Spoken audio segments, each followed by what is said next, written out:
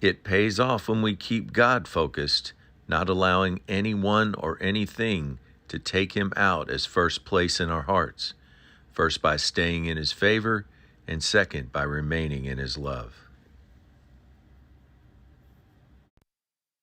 Top of the morning to you.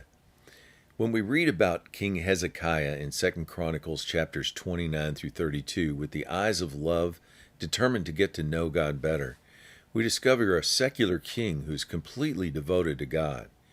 He comes from the ancestry line of David. He took over as king after his father Ahaz died. Ahaz did evil in the sight of the Lord. So Hezekiah set out to make things right. Chapter 29, verse 2 says, Hezekiah did right in the sight of the Lord, like David his forefather.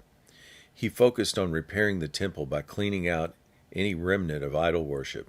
He had the Levites and priests do the heavy lifting there.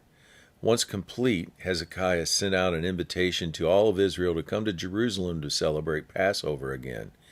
While some accepted, many laughed at the offer. Even though they were suffering from the fierce anger of the Lord from idolatry their fathers allowed in.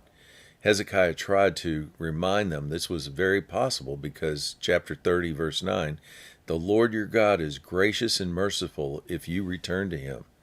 For those who chose to attend, chapter 30, verse 12 says, the hand of God was upon Judah to give them one heart. Passover was a success, as 30 verse 27 said, the priests and leaders blessed the people, and their prayer was heard by God in heaven. This blessing would come in handy as the king of Assyria invaded Judah and attempted to take over Jerusalem. Hezekiah gave a stirring speech to his people in chapter 32, verse 2 through 8, saying, be strong and courageous. Don't be dismayed by the king of Assyria and his hordes of warriors with him. There is another who is with us that is greater than all these are with him. For he only has an arm of flesh, while we have the Lord our God to help fight our battles. And the people relied on the words of Hezekiah. Verse 13, the king of Assyria tried to frighten and terrorize the people. Hezekiah then prayed, and God sent an angel, verse 21, to defeat the army. The king was sent home packing, where he was killed by his kids. Word of encouragement, after a small bout with pride, Hezekiah humbled himself again, which turned away God's wrath.